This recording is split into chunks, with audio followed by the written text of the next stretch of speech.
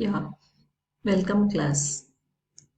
Today we are going to discuss the last concepts in the unit 2, synchronization of logistics with the supply chains.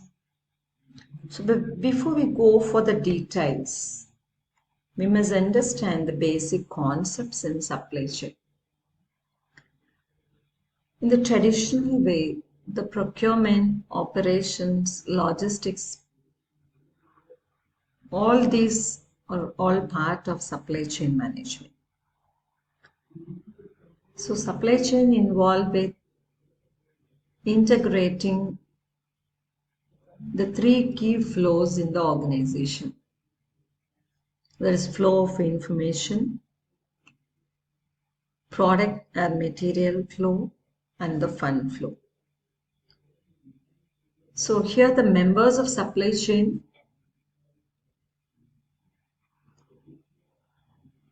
they are acted as partners who are linked together through the both physical and information flow modes. So that makes an efficient supply chain. The flows that involve the transformation, movement, the storage of goods and materials and money are called physical flows because that we can see visibly. And the physical flows are reinforced by information flow. Information flows are used by the various supply chain partners to coordinate their long-term objectives, long-term plans, as well as efficiently control the day-to-day flow of goods and material to the supply chain. In the essence, the supply chain enables the flow of products, services, and information goes both up and down direction in the supply chain. So successful coordination of the three flows produce the efficiency and effectiveness in reaching out the profitability of the organization. There are many definitions there for this term supply chain. It is an active management of supply chain activities to maximize the customer value and achieve a sustainable competitive advantage.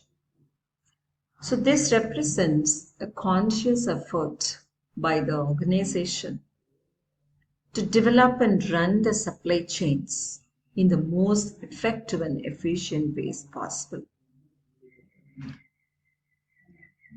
There are different types of basic supply chain, extended supply chain. Basic, where a set of three or more companies directly linked by one or more of the up and down flows of products, services, finance, and information from source to a customer. An extended supply chain includes the suppliers of the immediate supplier and customers of the immediate customer. All are linked by one or more of the up and down flows of products, services, finance, and information.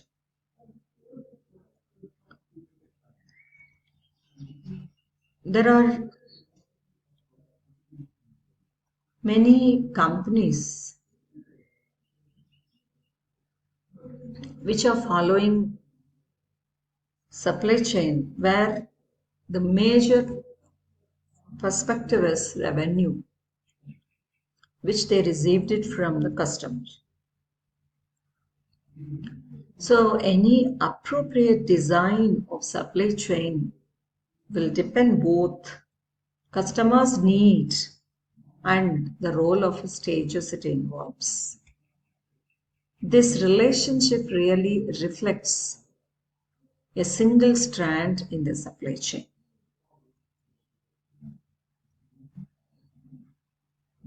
Say if you take example of breweries which has hundreds of suppliers, they are providing barley, hops, yeast, cotton, etc. for different products, raw materials. You have different n number of suppliers. So regardless of the number and the different types of suppliers a firm uses to satisfy its requirements, the overall structure and its essential interfaces and control the process which has to be identified. Say, for example, Dabur is part of supply chain for consumer care products, consumer health products, food products, and the home products. And there can be many types of supply chains. A third party logistics provider, 3PL, he also be a member of two different supply chain where he is performing the logistics activities between different companies. Say, for example, I'll present you the more complex supply chain relationship could be in the case of, for example, of Reliance Communication. It might find Nokia to be a customer in one supply chain, a partner in another supply chain, a supplier in a third, a competitor in still in the fourth supply chain. So this multiple supply chain phenomena really explains the complex nature of the network created by the real scenario of supply chain management. The same Dabur, if you take as an example, involved in a marketing, a broad product line to numerous customers engaging in basic manufacturing and assembly and procuring materials and components on a global basis. The supply chain seems to be very complex. Whatever may be the complexity of the supply chain, there is only one source of revenue for the customer, revenue for the supply chain, that is the customer. Logically, the sources of cost are all flows of information, product, or fund, right? So the basic objective of any supply chain management is to maximize supply chain profitability. So it has to show the higher profitability.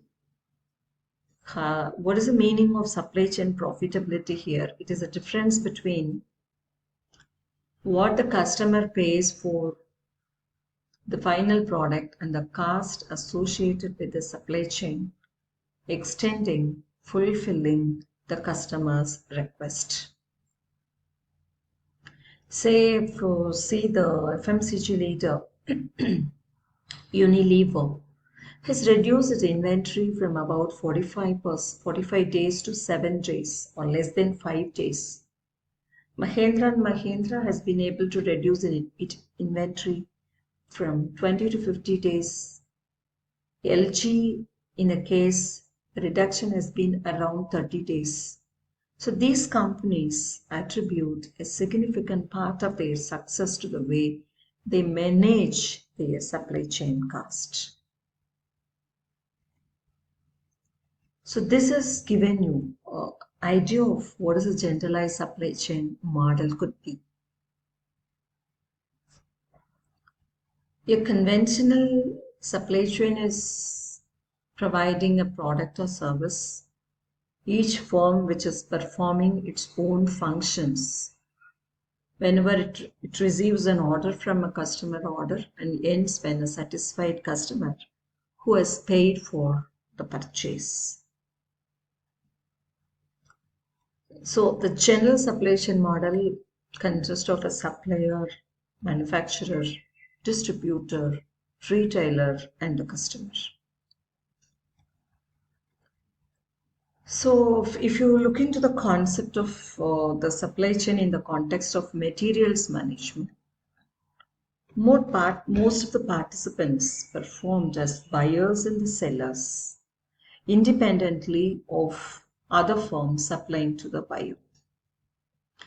So this supply chain is differing from the materials management in the sense that its efforts involve individual firms which is taking the steps to improve the flow of information with its suppliers and reduce the variations in the business process. So the concept here is to make each participant in the supply chain more efficient by coordinating their efforts to reach the common goal of profitability.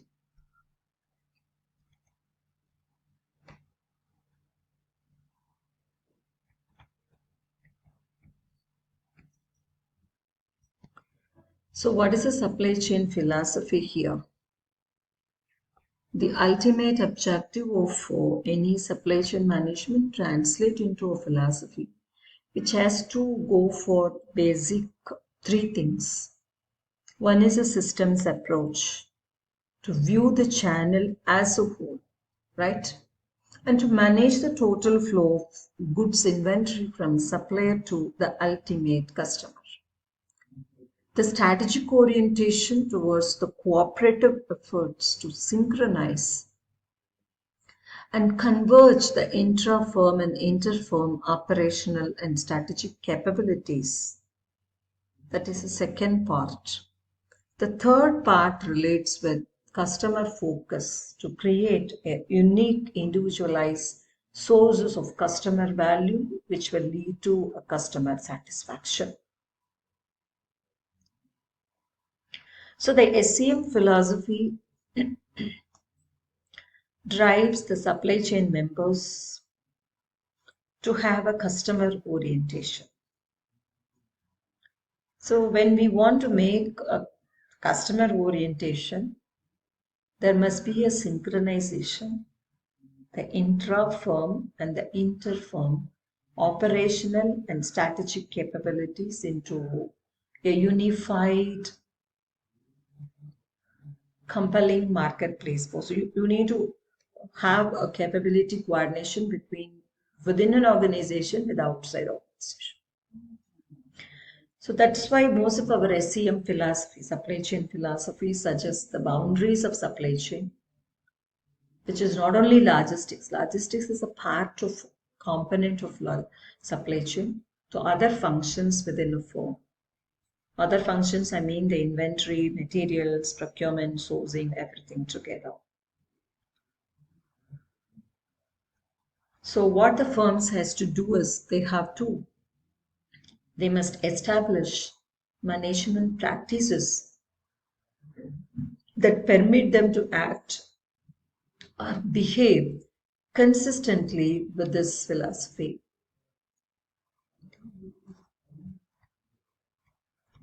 There are multiple activities has to be coordinated at the same time. The integrated behavior and integration of process, mutually sharing of information at every stage, mutually sharing the channel risk and the rewards, cooperation, goal sharing, and partnership. So to be fully effective, making the supply chain effective in today's competitive environment, firms must exhibit an integrated behavior with the supply chain partners, that is supplier, carriers, manufacturers, logistics operational professionals. So dynamically to respond the needs of the end customer. As we follow the customer relationship management and demand planning, which will give us a clear understanding of the managing and integrating the customer demand across the supply chain value chain. These tools, coupled with the proven business strategies and process, will produce a uniform picture of demand that can be integrated the behavior and drive all subsequent planning and operations in the entire process. So the end result is an agile organization capable of rapidly reorganizing and responding to the changes in the customer market. So integrated behavior leads to this entire part, which will take care of information sharing. Information sharing is the willingness to make strategic and tactical data available to other members of the supply chain. Open sharing of information, that is open, I mean the real-time sharing. That is what I mean here. The inventory level forecast, sales promotion strategies, and marketing strategies, it reduces the uncertainty between the supply partners and results enhanced performance. So for long-term focus and cooperation among the supply chain members, risk and reward sharing is extremely important, right? Cooperation among the channel members is also required for making an effective supply chain.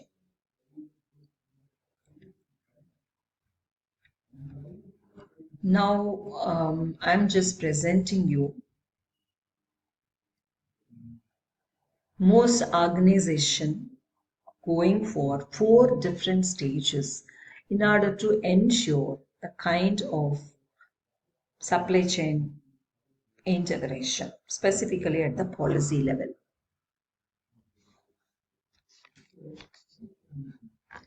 First stage, the basic baseline case, where the supply chain is a function of fragmented operations within an individual company.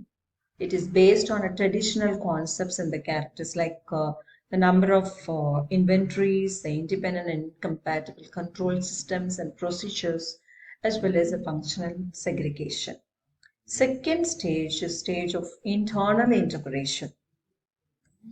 It begins with a focus on cost reduction rather than a performance improvement. It is characterized by an emphasis on internal trade-off and reactive customer service. Stage 3, internal cooperation.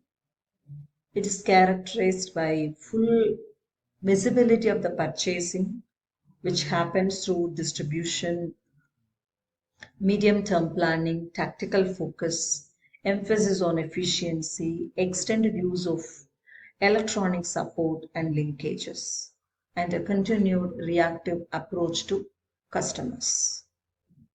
Then the fourth stage, it has a strategic focus. The organization achieves supply chain integration by extending the scope of integration outside the company to embrace the suppliers and the customers. So all firms, they need to go through these 4 stages. Ultimately, the policy integration is possible by the supply chain members.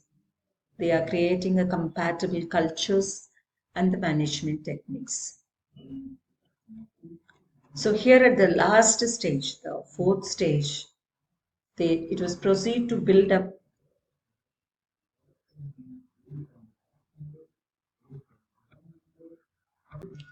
So when a firm that has reached the stage 4, which will proceed to build up series of partnerships, successful partnerships aims to integrate the supply chain policy, and every organization, they are also supposed to select a small number of partners, which will increase the cooperation. So this supply chain management extends the supply chain philosophy across all the members of the chain. So far whatever I discussed with you, how the supply chain management is integrated. By integrating the behavior process, sharing information, planning in collaboration with each other, sharing the risk and rewards, cooperation, goal sharing, and partnership, the operations in the supply chain can be streamlined and the profitability of all the members in the chain can be improved. As the best example could be the Dell and the Walmart have been the pioneers in the supply chain management. They reflect some of the best examples of effective supply chain management practices. What is interesting is that they have created a world-class supply chains by tackling different marketing demands from the customers. Dell has pioneered in the build to order cycle. It is reducing the forecasting based demand and uncertainty. And the Walmart has been pioneer in the use of information flow to reduce the demand uncertainty. The Dell computers builds to order. This customer order initiates the manufacturing at Dell. It doesn't have the retailers or wholesalers or distributors in its supply chain. The scenario what I'm presenting is earlier stages. While the other computer companies must stock a month of inventory, but Dell carries only a few days worth of stock. So it plans the orders and signals the suppliers every 2 hours, which enables it to manufacture and deliver exactly what its customer want. In fact, many of the components are delivered to Dell within a few hours of assembly and shipped to the customer. That's the success of the example of Dell. The success of Walmart is shown from the new technologies, specifically the communication technologies, IT technology, combined with the new ways of doing the business. It has used the power of information flow to create a global supply chain design down to the last atom of the efficiency. Automated replenishment and the smooth functioning of the Walmart supply chain depend on the reliable connectivity between the stores, the centralized database, the distribution centers. So the Walmart network connects more than 2,400 stores, 100 distribution centers worldwide, and 950,000 Walmart associates. Though the success of supply chain is based on their ability to deliver a superior cost, delivery, quality, and the technological performance. In addition to it, the kind of linkages they are creating with the participants, which are critically important factors to make for a successful supply chain.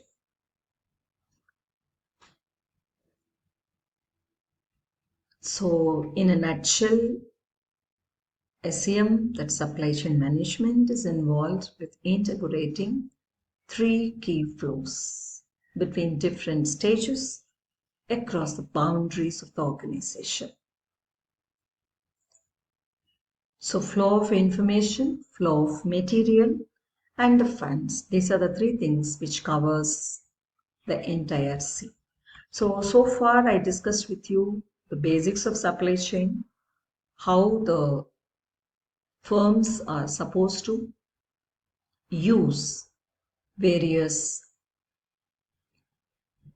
policy initiatives to make the supply chain one of the integrated part of reaching out the profitability of organization. Now let me move to the next topic of our discussion, supply chain synchronization. Okay, now let me proceed with what is supply chain synchronization, because we understand basics of what are the part of supply chain so far, various activities, how it should be linked and all. Now let us listen, let all of you listen to supply chain synchronization. Whenever we talk about the word or synchronization, it is the ability to coordinate, organize, and manage end-to-end supply chain flows of whatever we have seen recently. Yes. Can anyone just remember how we connect the supply chain with various components? Can anyone? The products, services, information, and the fund. So in such a way that the supply chain functions, acts as a single entity. So what is a supply chain synchronization? It is the ability to coordinate, organize, and manage the end-to-end supply chain flows, including the products, services, information, and finance. So here it is a shared objective for the supply chain members or the partners, those who are part of the supply chain, who are willing to work together to determine how best to perform the overall activities and the tasks that are required to meet the customer demand. With the synchronized supply chains, the overall goal is the same. What is the benefit of the synchronization? There are still differences in the traditional and the synchronized supply chain. One is that the companies work with their vendors in order to coordinate their process and to achieve the simultaneous production. Another difference is that the internet, that's the other type of technology that are incorporated into the process to make the process run smoother and more efficiently. Finally, buying organization will need to hire, train, and restructure their workforce in order to be able to accommodate this kind of supply chain management. So synchronization enables companies to anticipate the demand disruptions and anomalies in a timely manner in order to mitigate the bullwhip effect. So it helps the firms to move to a demand-driven environment that is better equipped to deal with the uncertainty. Typically, the supply chain managers handle uncertainty through keeping a buffer stock. That is, it maintains a pool of inventory at multiple places in the supply chain. So a synchronized supply chain operates by separating baseline demand from demand surges and then using the strategic points in the supply chain for the placement and use of capacity and inventory. We have a question before us. If the firms that are not synchronized often, what will happen to the firm? They are not synchronized. Often they find that they have a higher cost than the firms which supply chains that have some degree of synchronization in the supply chain. So the first effect is the higher cost. The higher cost that can result from inefficiencies in everything from manufacturing, change order to expedited SP transportation costs. So a cost that is not often known due to the lack of synchronization, however, is the total cost due to the excess inventory carried by the supply chain members in an attempt to cover their exposure to the risk. Simply recognizing that a firm is operating in a reactive mode doesn't guarantee that the necessary changes have been made to the company is in profit. So firms have to make reasonable investment in their synchronization, in the understanding of your customer, understanding the different partners in the supply chain, in the management process, and the technological infrastructure issues, which needs to be the needs of the hour.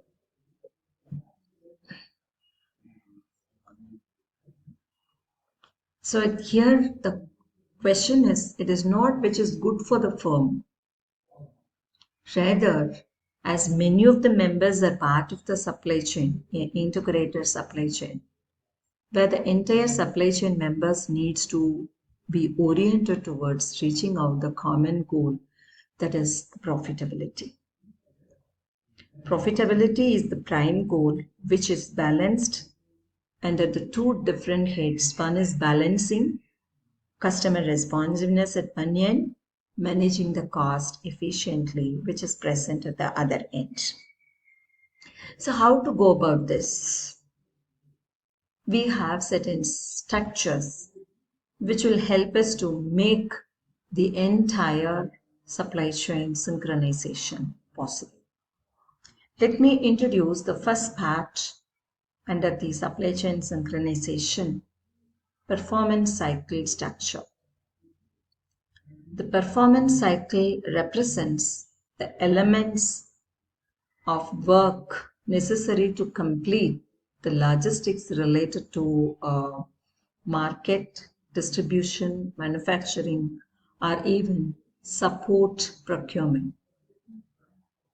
So this consists of specific work ranging from identification of requirement to product delivery, because it integrates various aspects of work. The performance cycle is a primary unit. The performance cycle is a primary unit of analysis for logistical synchronization. At the basic level, the information and transportation must link all the firms functioning in a supply chain. The operational locations that are linked by information and transportation, which are referred to as nodes. In addition to supply chain nodes and the links, the performance cycle involve inventory assets. How do we measure the inventory as inventory? Inventory is measured in terms of the asset investment level allotted to support the operations at a node or while a product or material is in transit. So inventory committed to supply chain nodes consists of base stock and safety stock. What is a base stock, which we had discussion in the earlier classes, just to make you remind of the concept. Base stock is inventory held at a node, and it is typically 1/2 of the average shipment size received. The safety stock exists to protect against the variance in the demand or the operational lead time. So it is in between the supply chain nodes that work related to logistics which is performed. So inventory is stock that flows through nodes either at the two levels, either at the base level or at the safety level, necessitating a variety of different types of materials handling. When necessary, the storage, while a degree of handling, say, this also takes place, consider the transportation. That activity is a minor activity within the supply chain node, such as a warehouse. So this performance cycle consists of inventory, warehouse, transportation as part of it. And the performance cycle become dynamic as they accommodate both input and the output requirements. The input to the performance cycle is, of course, the demand. How do we get the real figure of the demand? It's typically in the form of a work order that specifies a requirement for a product or a material. So a high volume supply chain will typically require a different, wider variety of performance cycle than a chain having a few orders. So when operating requirements are highly predictable or a relatively low volume throughput, the performance cycle structure required to provide the supply chain logistical support. So whenever there is a high level of supply chain structure required, a logistical arrangement. So this performance cycle structure required to support a large distribution centers or real retail enterprise. They are their target customers, right? So this kind of performance cycle also supports the supply chain output. What are the supply chain output? Which is combining our logistics performance cycle might be the customer satisfaction.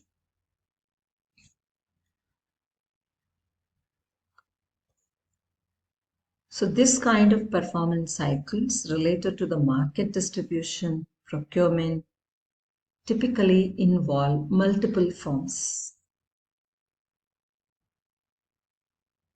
So they are established to facilitate a one-time purchase or sales.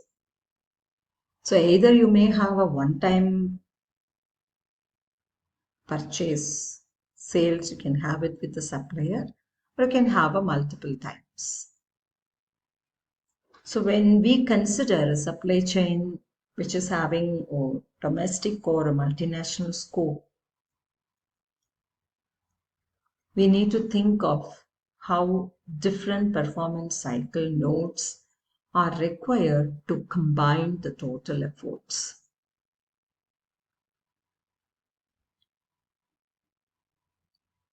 So regardless of the number of customers, the number and different missions of the performance cycle at different stages, one may be related with inventory, one may be related with warehouse, one may be related to distribution, one also may be related with the transportation. The entire performance cycle deploys to satisfy its logistical requirements, which must be individually designed and operationally managed. So the fundamental importance of keeping the performance cycle design is to make every unit of supply chain design which has to be satisfy every member who are all present in the supply chain. And also in addition, the performance cycle structure is a framework which will help us to identify or even implement the integrated logistics across the supply chain. So to conclude, so far what I had with you in that in the specific discussion class, I've started my discussion with introducing you the concept of supply chain, the various components which are related with supply chain, the model which talks about the various partners in the supply chain. Then we slowly enter into the model of synchronizing, the need for synchronizing supply chain with the logistics. So I have just introduced you the concept of what is synchronization, what are the various levels of synchronization normally expected to happen in the organization, and what kind of synchronization policy initiatives are required. And we also started a discussion with the first cycle structure, that is our performance cycle structure. That performance cycle structure which normally connects the logistics which related to market distribution, logistics related to manufacturing, logistics related to support the procurement. And also I discussed with you the various issues related with the performance cycle, how with the example of